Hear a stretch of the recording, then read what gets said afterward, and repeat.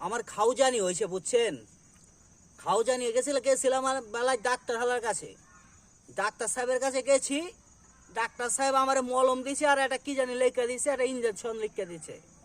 আমি গেছি অনেক একটা দোকানে যাই, আমি দেখি কি সাইনবোর্ডের মধ্যে লেখা। আমি কইতাছি এটা কই পামো, আমি তো ভাবতাছি আমি কই পামো।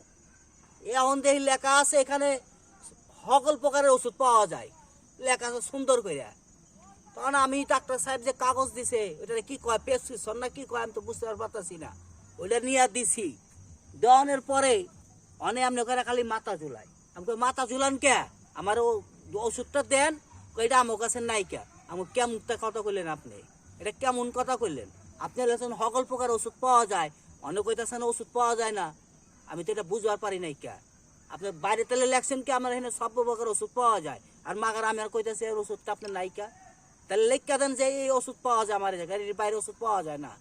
তো এই যে ভুলগুলি করতেছি আমরা সর্বপ্রকার সব কিছু, আমি সব জানতা বাবু হয়ে গেছি গা। সব জানতা বাবু আমি হই নাই কা। কিছু কিছু মানুষ আছে মনে হয় তাকে বাপ সাপ দেখা তাকে সব জানতা বাবু হয়ে গেছে, আসল কথা তারা কিছুই জানে না। বুঝছেন কথা আমার কথা না বুঝাইতে পারি নাই? সব জানতা বাবু হয় না, যতটুকু জানেন অতটুকুই বকেন, এর বেশি বকলে সমস্যা।